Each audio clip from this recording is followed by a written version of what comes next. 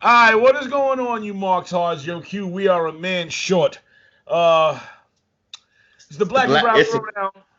well, yeah, I always say it should be the black and brown and black, but that's that. I get outvoted on that democracy here, but that's okay. What are you trying to say? You get more blacker when you have two black dudes? I'm just go with the obvious, man. Nah, but we're a man short. It's the black Mhm. and brown throwdown. And excuse me. And of course, that man right there is the most scholarly, the most fucking prolific, the most magnanimous, the most objective. And I don't even know that other shit that the masked man says because I do my own thing. The Professor Tommaso de la Cruz. Wait, What up? you forget the one important word out of all this. Magnanimous. No, what? glorious, glorious. Glorious! The most glorious Chabela Cruz. And with me, as usual, is Chaos on the couch. She is a part of the fucking PWHustle crew as well. That's why she's sitting there. And Mayhem is there too, looking like a fucking troublemaker. You know he's going to start some shit. I should say she. They're both girls. I keep getting confused with Mayhem sometimes because she acts like such a fucking asshole. But anyway, well, Takeover is in the bag, and we had War Games, and not a bad show. Not a bad show. Has some issues, but nothing that I can really say ruined the show for me.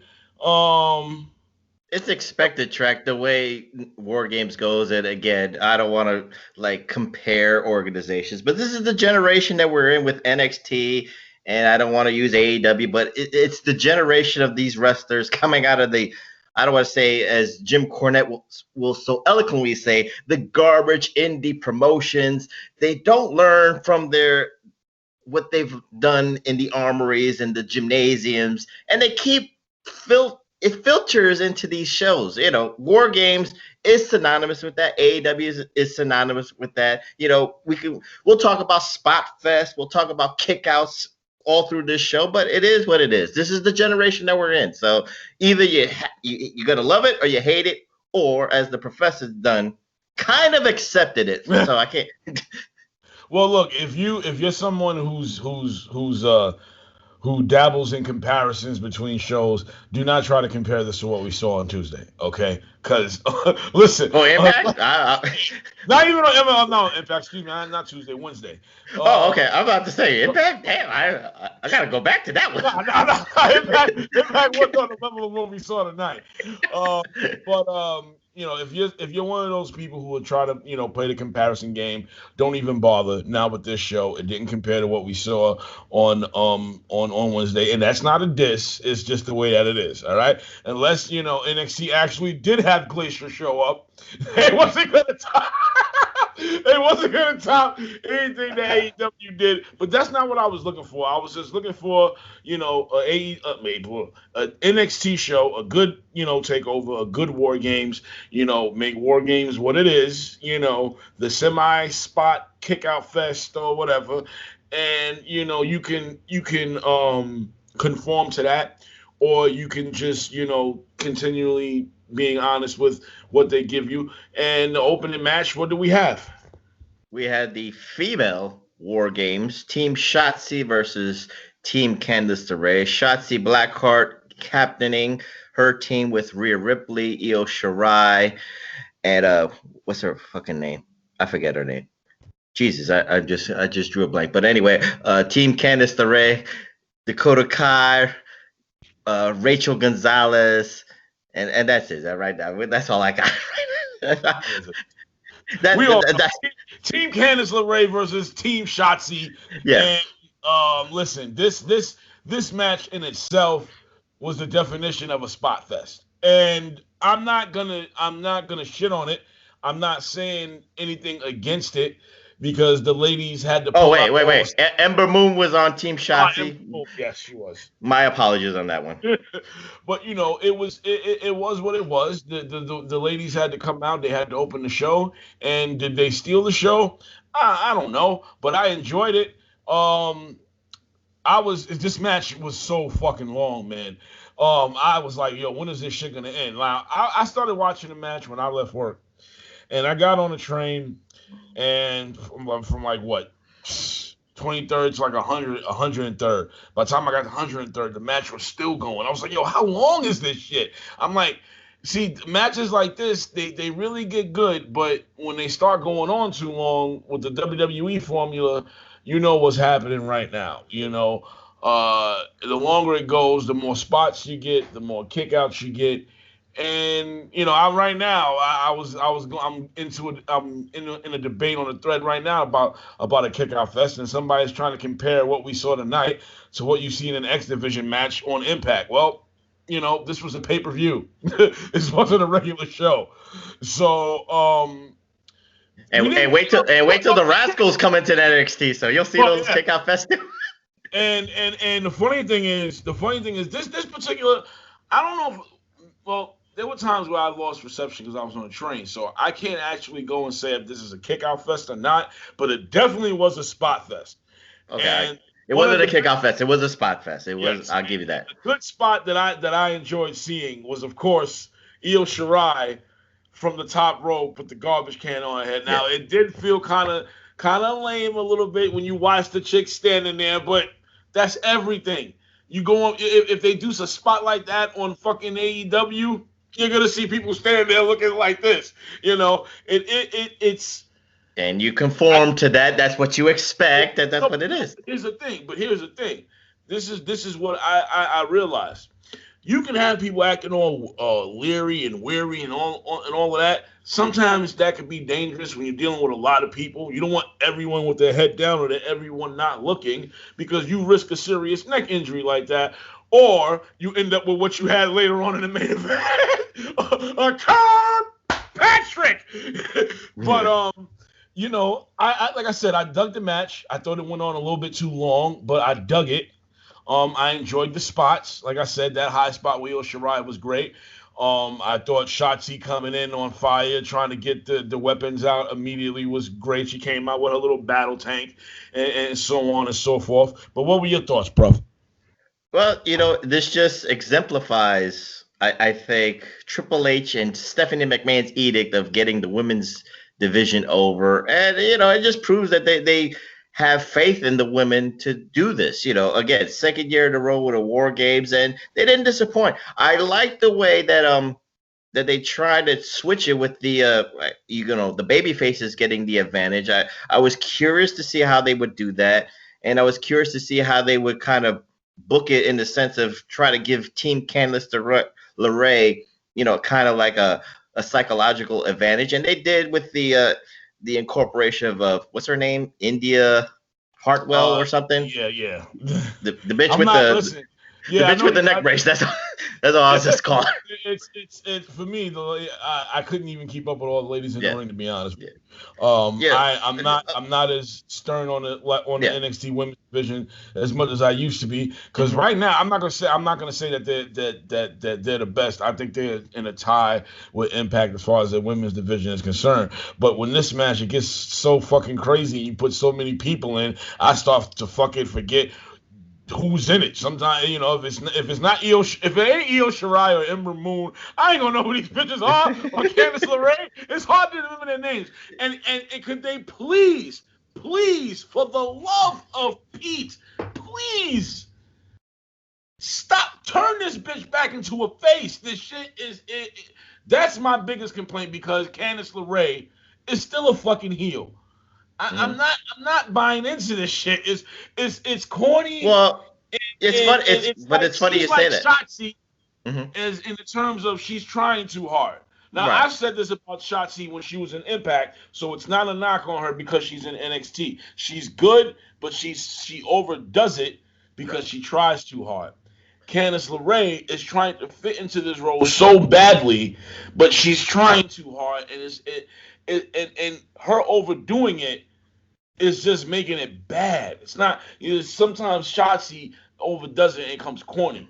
Candice overdoes it or tries so hard that it just becomes bad. It doesn't seem natural. It doesn't seem fluid. Maybe she dyed her hair dark, brunette or red or something. I don't know, but something has to change with her in order for me to like this heel change, if someone else likes, if you guys out there are digging it, fine. I'm just telling you, No, this bitch is no fucking heel. but Track, it's funny you say that, and my apologies, I forgot the other member of Team Candice LeRae was Toni Storm, and the reason I forgot was Toni Storm turned heel, and a lot of people are saying what you're saying, Track, about her. Like, it doesn't fit that she turned heel. It didn't fit. I mean, maybe you're blinded by the booty of Toni Storm, and she's getting, yeah. And Juice Robinson is hitting it really good. Oh, I get you. I got it. But that's Juice Robinson's chick. Yes. Get the fuck out of here. You didn't know that? Go on Instagram. Juice is hitting that. God. Oh, I'm stealing her away. Yo, if Juice can get it, I can get it. Fuck all that. I am shocked. The culture is shocked you didn't know that. I really, fucking Juice. Yes, Juice. Juice got the juice. Oh, he really is. Yo, that nigga really is Juice Robinson. Yo, anyway, As for Days was also in the match. But you see, I can buy her as a heel. I've seen her as a heel. But that debate has been going. On.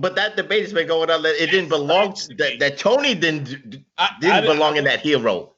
I wasn't aware that people were making us think about her being a heel.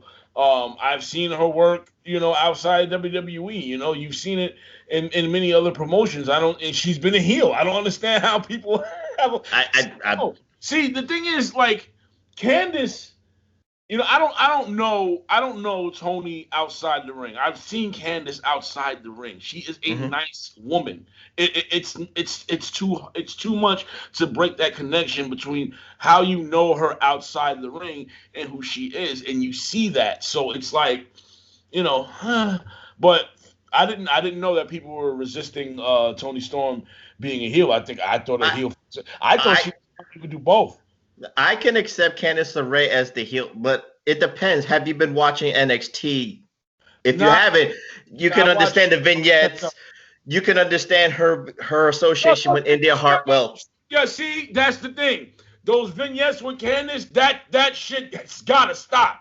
That's gotta stop. Because that's not making it any better. We talk about overproduced and shit like that. Not the vignettes. They're not overproduced. No, but I'm going with the character development into that. Yeah. That's what I'm going with. Yeah. So But when you look at this match, it was a lot of spots fest. I call it the dump jump with Io Shirai. You got a lot of moves, but this whole the whole Shotzi and Candice LeRae thing to me is overshadowed because I think this was all about Io Shirai and her women's title. She has 7 women competitors that can gun for her. It was all, and to me, it was so predictable. No, but somebody, then that's just the way it is. No, but it overshadows that feud of Shotzi and the Tank that got destroyed. It was all about who was going to be the next contender for Io Shirai and Rachel Gonzalez. They see something in her. Okay, that's cool. I was actually hoping for Toni Storm to maybe get the pin or something like that. Yeah, I thought it was gonna end up with her getting the pinfall or the submission or whatever. And so how'd the match end?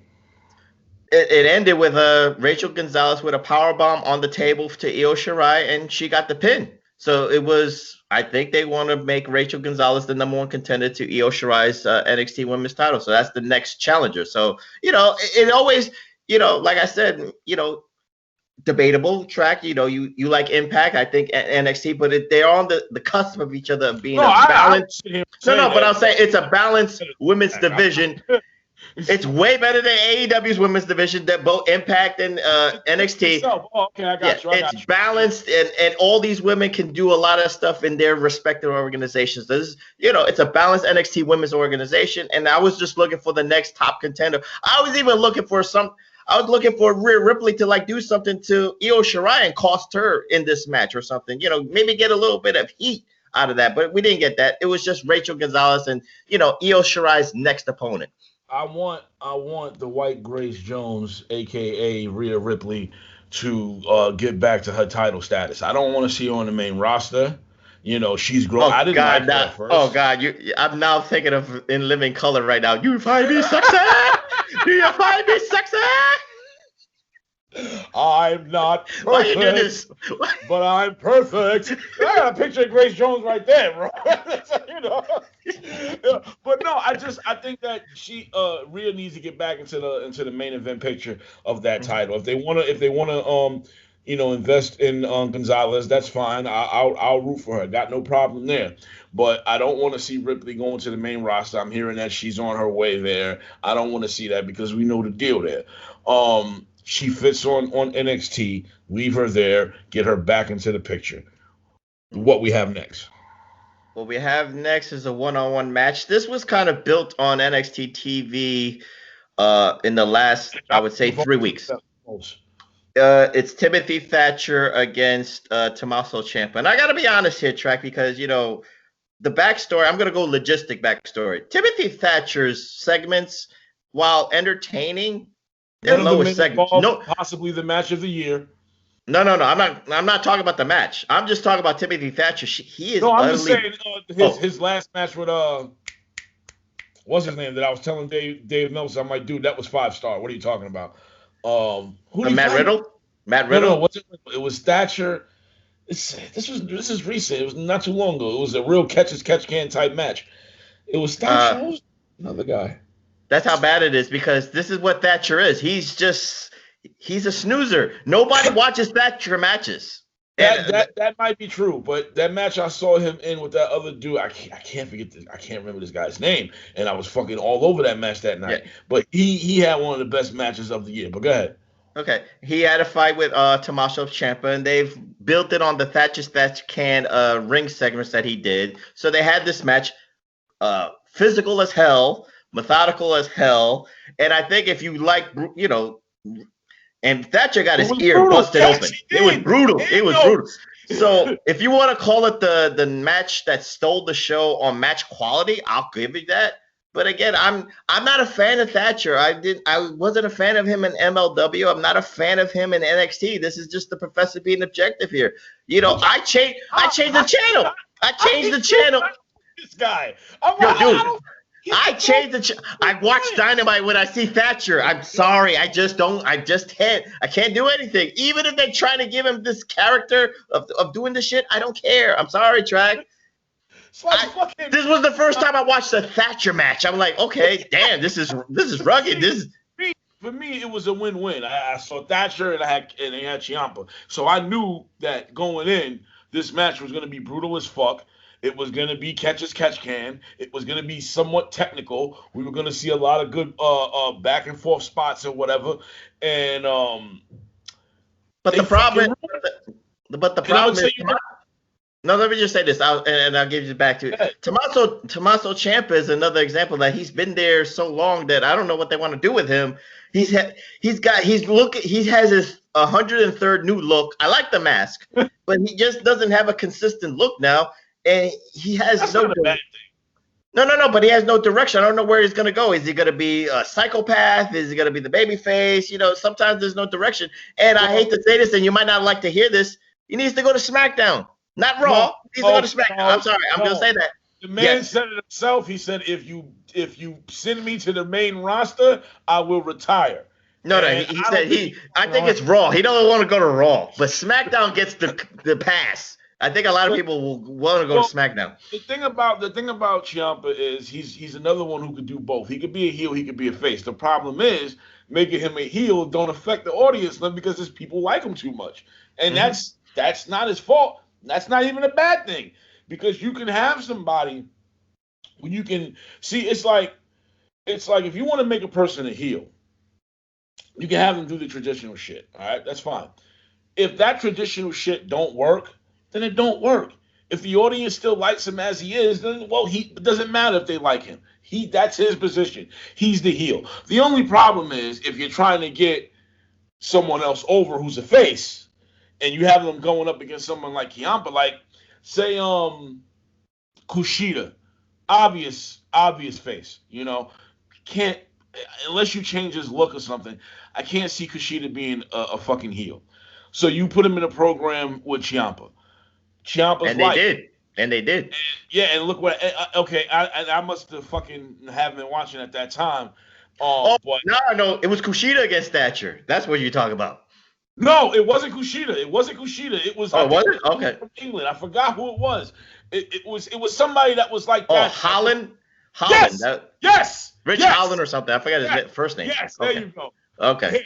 But nah, you take Ciampa and you take Kushida. You put Kushida in a feud with him, and you want Kushida to get over. But at the end of the day, he's not going to be more over than Ciampa.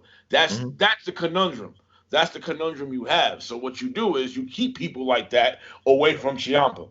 So if you want to build, unless it's Gargano's like one of the only dudes who you can turn to a face and they can have that chemistry and he can be over Ciampa. But if you really want to get a babyface over, just don't have him in a feud with heel Ciampa, because heel Ciampa is gonna fucking outshine everybody and be more over than any face you could put him in, with the exception of, I guess, maybe an Adam Cole. That's an even thing where the fans will go back and forth of who they want to cheer. But like I said, they ruined this shit because of that fucking banging on that goddamn cage. It's the hockey atmosphere. That's what it is. Nah, man. Listen, you can't have that. If you want to do that once in a while with certain matches, then that's fine. That's great. But I'm trying to watch this shit. I'm trying to fucking get hyped in this shit, and you're trying to force it on me by having these motherfuckers bang on this goddamn gate, and it's distracting me. And I wasn't the only one. It was distracting me from the match, and I had to mute that shit. And I'm like, I can't watch this shit on mute. So I have to unmute it. And then G. I'm like, I know I'm off the train. Why does it sound like I'm still on the fucking train? Oh, these idiots are banging on the goddamn cage. I didn't like that. That was the one thing. That was the one thing that was bothering me, because this match, it was going back and forth. These guys were giving each other the fucking business. Ciampa was just, I like the next story that Thatcher is working on the neck. The history of Ciampa neck injuries is great. The thing that the story of the neck, and he focused on that, but he didn't focus on it like in a brutal way. He did the traditional catch can type shit. That's why I still can't understand how the fuck you don't like this nigga. It's just like, I don't get it. But I enjoyed the match, with the exception of that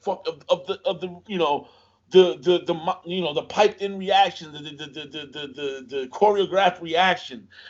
That shit, it pretty much ruined it for me. And I didn't like that shit at all. I want to see a fucking rematch without that shit. It was just whatever. But your continued thoughts. Still can't believe you don't like this dude. I don't like Thatcher. I'm just being honest here, but I like the match. It forced me to watch this match. And thank God that Ciampa was there. I actually was a little bit more shocked that they allowed Ciampa to go over in this match, because Thatcher hasn't won. He's lost these Thatcher can matches. So if you want to get Thatcher over, yeah, I guess maybe he didn't lose. Maybe he won by losing because he earned Ciampa's respect. So you can see a rematch, and then they do the 50-50 split. So it is what it is on that one. So it could have, with the catch can stuff, the methodical, the physical stuff, it did steal the show because it wasn't a War Games match. So I'll go with that. But Thatcher is just Thatcher. I'm just like, I'm sorry. Well, one of the things I was thinking about if it was Filthy Tom Lawler, okay. Then I'd be like, oh shit, this match is awesome. Maybe. Maybe. Well, the thing I was saying to myself watching the match is that if who needs this win more? I want to see them push Thatcher, of course. So I was saying to myself, he should take this win. But they're gonna get back to, they haven't given up on Ciampa wanting Goldie back. So this win puts him on that track. And it's like he's gonna work his way back to the title, back to the main event. Yeah, they've been waiting for Finn Balor to get medically cleared, so now he's gonna be cleared and he'll be back on Wednesday. So now we'll get the top contenders going. Exactly. Let's see where they go. Where they go there, it might play a role in what happened in the main event as well. What match we had next?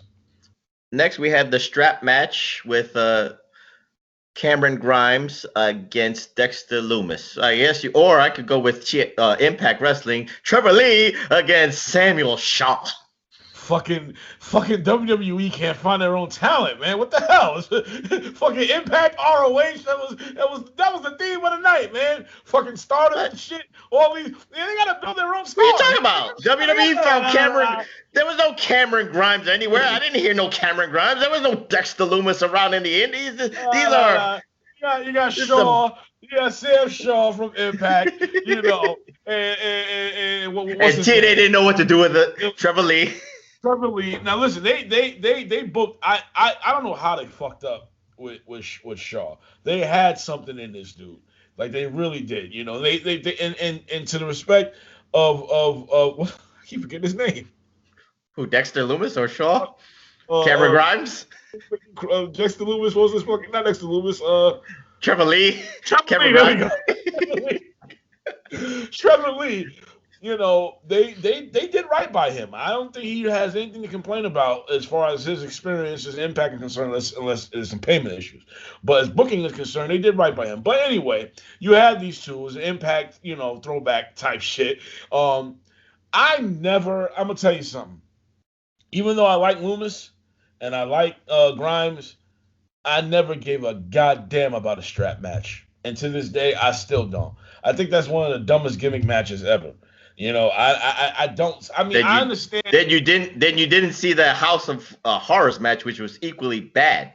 That's why I think this just went to this point. I think this match should have been the second match after War Games because I didn't really care about this match. Well, I like Cameron Grimes. Cameron Grimes, you know, put it this way, Track. Cameron Grimes adapts to his charisma. And I think you know, he's already athletically gifted. He's talented. I get you with that. You know, you saw that in Impact Wrestling. You see that here. But what you didn't see in Impact is the charisma that's carrying over here. It could be funny. It could be redundant. But at least he's consistent with what he's doing. And now it helps Dexter Lumis's character because he's going after, you know, Cameron Grimes here. So that's why I didn't care for the match. I didn't care for the build. I'm glad it's over. Let Cameron Grimes work with somebody else. It wasn't the greatest of matches, but it wasn't boring. It was just, you know, another strap match, and it's like I could care less.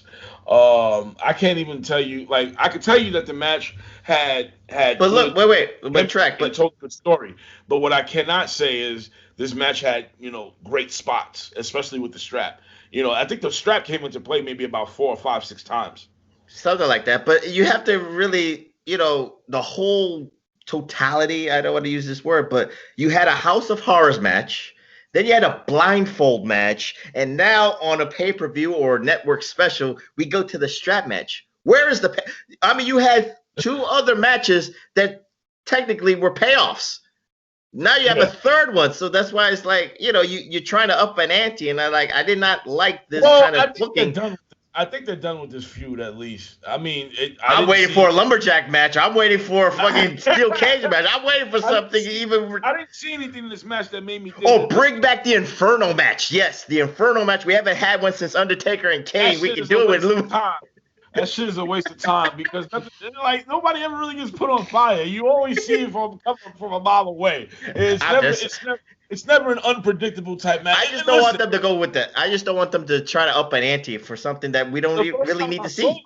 The first time I saw an Inferno match, I was impressed, you know, what they was doing when Undertaker jumped over that fire. When that happens, that's always good. But when they actually catch on fire, it's like, give me a break, motherfucker. Stop this shit. But, you know, yeah, so that was this match. What was your overall thoughts? I'm glad it's over. I hope it's over and let them move on because I think, again, Cameron Grimes, you know, I think he could be the cruiserweight champion, the interim cruiserweight champion. You know, it's just not. It's a question of win. That's all. And Dexter Lumis, I think the injury kind of like curtailed the momentum that he had, but also Velveteen Dream's indiscretions or whatever, alleged indiscretions or whatever he's doing. Yeah, I don't want to get into that. Kind of curtailed that momentum too because they were supposed to be a tag team, so it just never worked out. So it is what it is. Yeah, we didn't see no Velveteen Dream tonight anyway, so who knows what's going to go on with him. But we did see somebody else who was a surprise.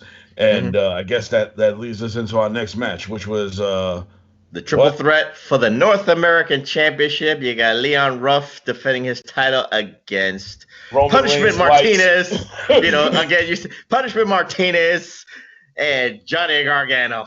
And Johnny Gargano does what he does at takeovers. He's called Johnny Takeover for a reason.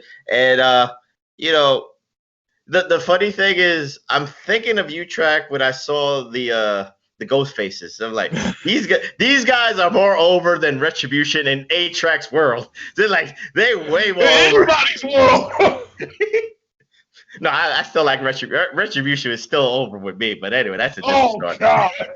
But we're not even going to go into that arena right now. Yeah, we're not. This is NXT. It's okay. We'll say that for another hustle show. But anyway, Johnny Gargano is Johnny Gargano, and Leon Ruff.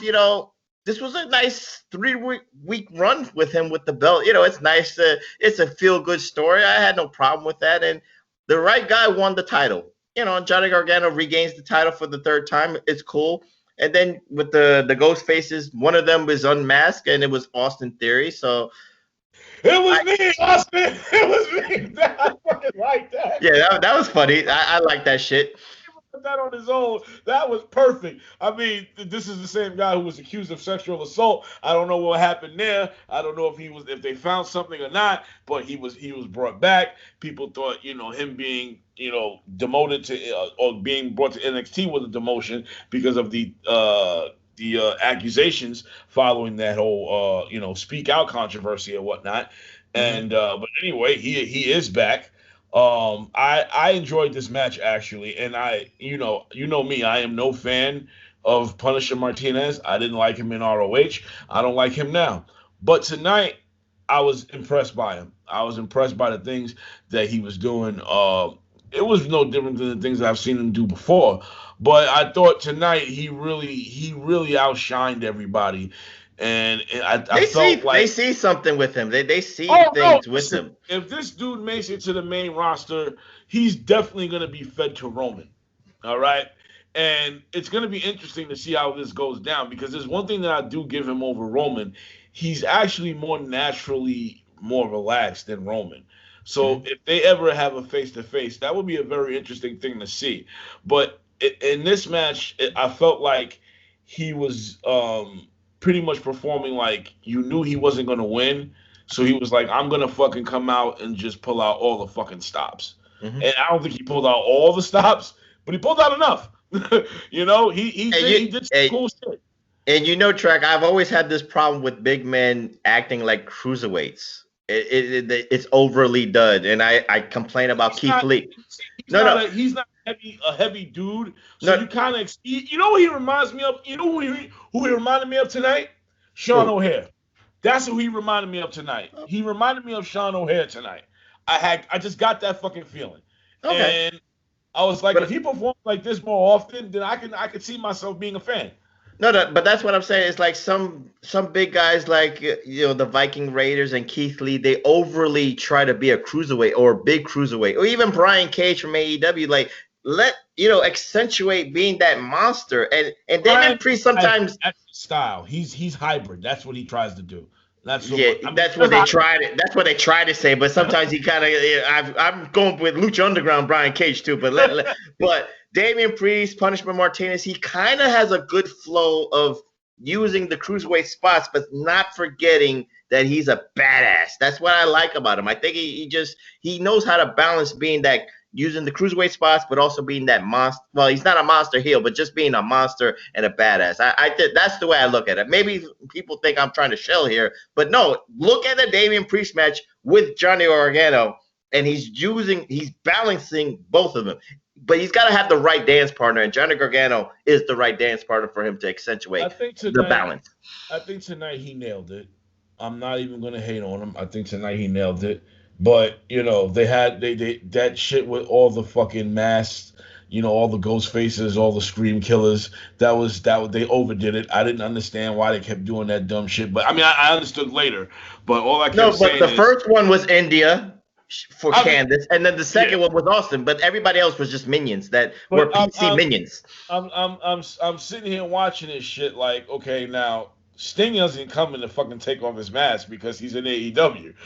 But that's exactly what I was fucking, I'm sitting here like, yo, this is fucking, I'm watching mini Stings here. Why are mini Stings coming to the fucking ring? That's exactly what I was saying. I'm like, this is fucking bullshit. Are they seriously doing this? They were doing this for weeks.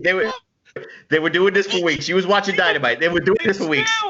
It's still, I know that, but it still was like, yo, do they not understand what they're doing here? Do you not know what it looks like you're doing? You know, I'm like, they were extending Halloween. It was Halloween all week. It was Halloween all year long. It's 2020. Yes, it was Halloween on Christmas. You know, and it's almost Christmas.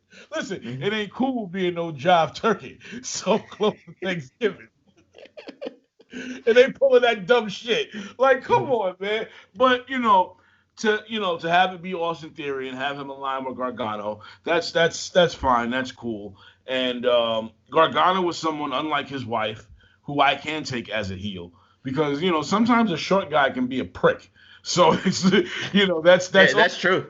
That's why Daniel Bryan is a good heel too because he's small and he can kick your fucking ass. Mm-hmm. So it fits and now he's Johnny 3 times.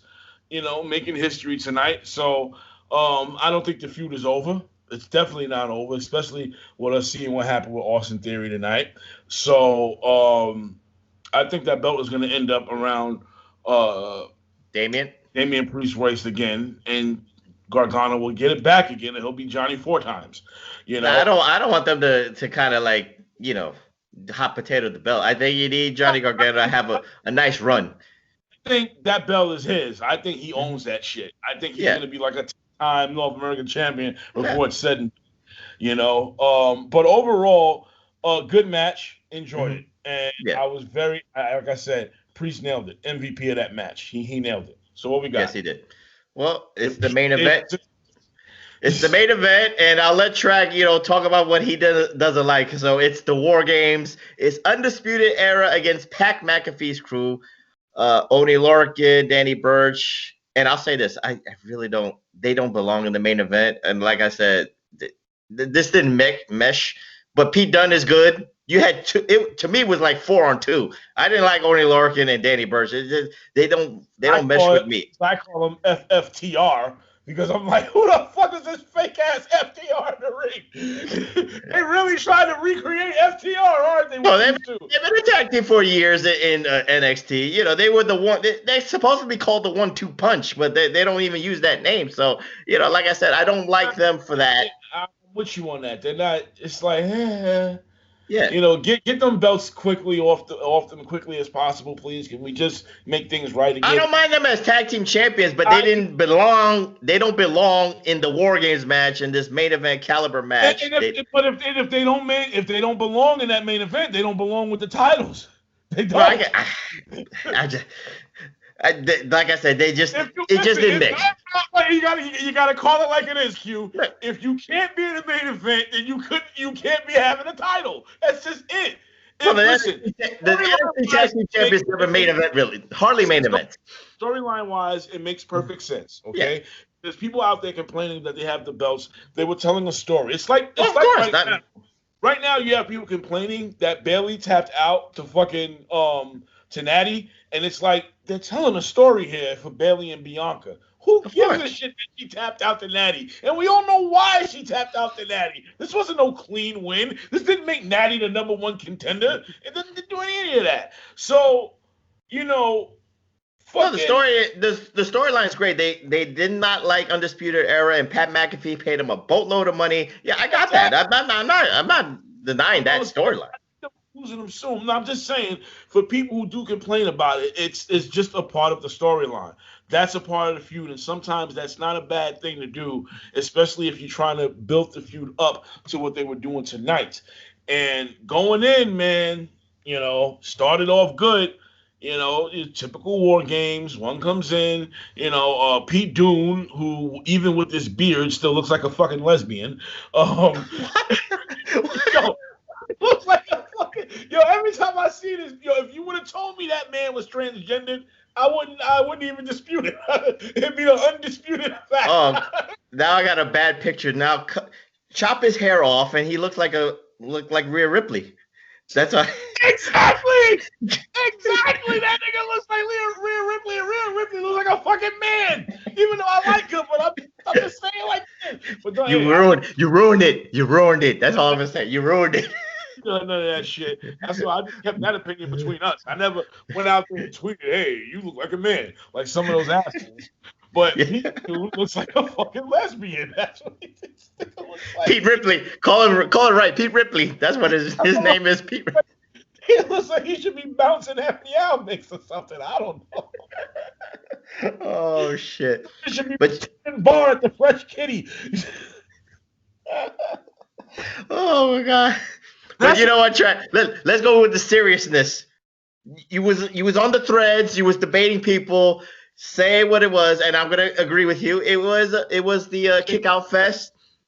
In the last 15 minutes, it kind of dragged on too long. It could have ended like 8 minutes earlier, but they didn't choose. They chose not to do that.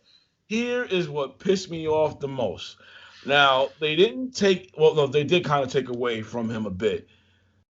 Why the fuck did Pat McAfee kick out the Tequila Sunrise, the Panama Sunrise? Mm-hmm. What the fuck was that about? And I'm arguing with somebody. This thing gonna sit there and talk about, well, like you said, like I told you, like he's like, oh, Impact, you see kickouts. I'm like, okay, so you see massive kickouts in the X division. This was the fucking main event at TakeOver, and Pat McAfee kicked out of the fucking Panama Sunrise. When Dan Lambert came in and invaded, he didn't kick out of a fucking spear that he took from Moose. He didn't kick out on the American Psycho. He didn't kick out on anybody. So I'm looking at this shit. Now, granted, the story they're telling here is nothing like Dan Lambert with Impact, because Dan Lambert isn't an actual, athlete like Pat McAfee is. So I understand that. But it's like, what the hell, man? I can answer your question though. It's bad that Adam Cole is small and it shit look like fighting a fucking pit bull. No. But let me defend the Pat McAfee kicking out the Panama Sunrise. Whether you want to believe it or not, I don't think you'll believe it, and I'm not trying to defend it. Let me just say this. But I will say that the hatred between Pat McAfee and Adam Cole, he doesn't want to lose. He refuses to lose. So he's gonna kick out of the super kicks. He'll kick out of the Panama Sunrises until he can't take it no more. It's the old adage of let's say strong style. You can't do it until you can't do it no more. I don't know. Nope, you're fucking up. No. I'm gonna give you another chance. Now listen, I'm sure you're familiar with this analogy. You got the plane now, all right? Okay. Mm-hmm. It's rocking. There's a lot of turbulence, all right? Now I want you to land this plane now, Q. Land the plane. I'm Leslie Nielsen. It's you're supposed to land this plane. I'm just giving you the backdrop. They hate each other so much that you're not gonna kick out. Okay. All right. I tried. All right. I lost fuel and I crashed. Boom. Here's the problem with what you're saying. Who started this feud? If I remember, it was Pat McAfee doing the commentary and then doing all that shit. Exactly. What is War Games? The ultimate match beyond it's supposed to be submit or surrender. No matter what, the tradition of War Games is overall what happens at War Games. The ultimate payoff. Exactly. This shit is supposed to be it. That's it. First of all, if they keep going with this shit, it's like, dude, enough. I lost interest already. I gave you a chance. I liked what you did, even though a lot of it wasn't great. But now you're keeping it going, even though I'm still grading everybody on the curve because of the pandemic. Don't fucking insult my intelligence. I don't want this shit no more. McAfee started this shit. McAfee should have never kicked out of the Panama Sunrise, and McAfee should have took the fucking pinfall. That was the biggest bullshit of the whole match to me, other than the Panama Sunrise kickout. He fucking didn't take the pin. Why did he not take the pin? This motherfucker's the most hated. And it goes to what I'm saying. This shit is gonna keep going, isn't it? Mm-hmm. Like, no, I don't want to see another match between Triple H. Adam Cole. Triple H loves what Pat McAfee is doing. He loves the promos. Idiots. This motherfucker has all this fucking money and he doesn't hire the Hurt Business? Are you fucking insane? Do you listen? Pat McAfee and the Hurt Business up against the Undisputed Era +1. You could have Pete Dunne join the fucking Undisputed Era for one night. I'm not saying that's what the listen. I'm not saying my idea makes this shit bad. I'm just saying. I had an epiphany. No. This is the cover to help. No. Match. No, because now if I book it, I don't follow me. I'm trying to get this plane up here. I'm trying to get the plane up. But if we had replaced Oney Lorcan and Danny Burch, because I think it's that if you replaced them with AOP, I think this would have been a better match. It makes a better match, but it makes a better backstory. If the ending is still the same, it's still a waste of fucking time, and it still lets me know that this feud is going to keep going, and if the feud doesn't keep going, then you just completely fucked up the ending. Still a good story, just the ending was bad. I think you needed to protect Pat McAfee because it was the ultimate revenge. No, Undisputed Era got their revenge, but Adam Cole did not get his just desserts. And they wanted Kyle O'Reilly shining. Remember, Kyle O'Reilly was getting this push for some reason. It made sense for him to get the pin. And you pin Oney Lorcan. So it's a win-win. Pete Dunne gets protected. Pat McAfee gets protected, so I need protection. He's not even a fucking part of the roster like that. But you just said a couple of minutes ago they could keep continuing this. So there's gotta be something. That's not good. Continuing this isn't good. This should have ended tonight. But this is personal. This is personal between him and McAfee. I got this. But that's what War Games is. It is the personal shit.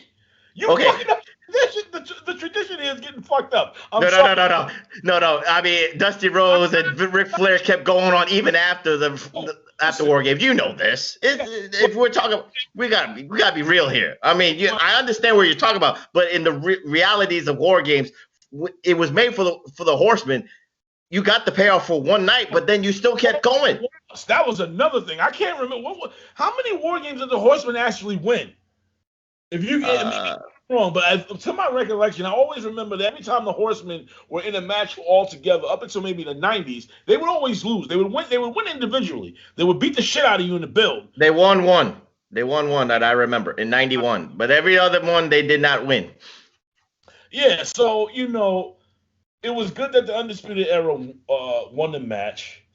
But if you're just continuing this feud, man, it's like I don't want to see it anymore. And don't get me wrong, McAfee he's a natural. He is a natural. But let's just move this on. And Adam Cole, he's a small dude, but he's the fucking man. That's why I hope he never goes to the fucking main roster. Because I keep telling people, it doesn't matter how much you see Shawn Michaels and fucking Adam Cole, Vince McMahon will laugh in your fucking face. And I wouldn't even blame him. Because Adam Cole is not Shawn Michaels. Adam Cole is Adam Cole. All right? Until no, I get you. But until people want to recognize NXT as a brand parallel to Raw and SmackDown, it'll never be that. That's why people go from NXT to Raw or go from NXT to SmackDown. It's dudes for a rude awakening, and I don't see shit happening unless Red Dragon might be okay because they'll be a tag team, But as a whole, I don't see much happening. I mean, I understand Triple H is gonna fucking stand up for Adam Cole no matter what. He'll die on the sword for that nigga. So I think we will see a champion in him if he does make it to the main roster. But I don't see him ever being the guy. That's just not happening. Final thoughts, Prof, before we get out of here. Takeovers is takeovers. I'm never disappointed with takeovers. Of course, like I said, you're used to the kickouts, you're used to the false finishes, and you're used to the spots. So, it is what it is for the professor. And if out of 10, I'll give it a nice 6.5, 7. And then, Well, because I don't like Thatcher. I don't like Thatcher, so I'm being consistent. Cameron Grimes was a little bit of meh, but the other matches, held its own. So I gave it a 7, the most. I gave it a 7.5. I enjoyed what I saw tonight. Everything wasn't great, but I enjoyed it. NXT always delivers. It's just about, how much of delivery are you actually going to get, and will you really be satisfied 100% in the end? And I wasn't, because of, like I said, for the reasons that I explained in that main event. But I did enjoy myself, and I have no complaints overall that I had, like I waste my time. Put it like this: if this shit was really really garbage, this would have been a much quicker review.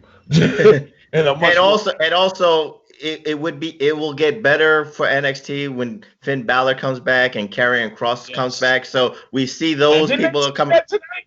Yeah. Yeah, there was a vignette for Kross to come back. He's coming back maybe by Wednesday, and maybe going to go after the NXT Championship. So, and that's the thing that kind of took away from War Games, because we didn't have an NXT Championship match. So, and I understand Finn Balor was hurt. He was not medically cleared, but you gotta you gotta at least have one other championship on the line too. So the North American title is good, but I think you needed that, that co-main event with the men's War Games. That's just me. Let them know where to find you, Prof. You can find me on the Twitter at PROFPWHustle, aka Professor PWHustle. You can also find me at the Hilton Garden Inn. I got the bedroom with Sidney Powell, and we are and I'm releasing the Kraken tonight. Room 1402 if you want to see the Kraken. All right. You can find me at A-Track Dastardly. That's A-Track, TRAC, no K. And, of course, like, comment, subscribe to this motherfucker, hit that notification button, and join the PW Hustle Facebook group. Just enjoy what we have. Always trying to give you guys as much fresh content as we can. And, of course, tonight was NXT, so don't forget, watch that Mandalorian reaction.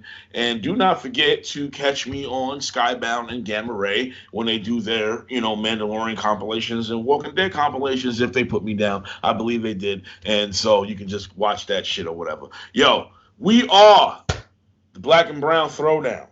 One man short tonight, but hopefully next time Jamal Snow will join us. And, we'll be in full force. Peace. Chaos. Oh, Mayhem came back. She came back. You see, she stopped being an asshole. Later. Later.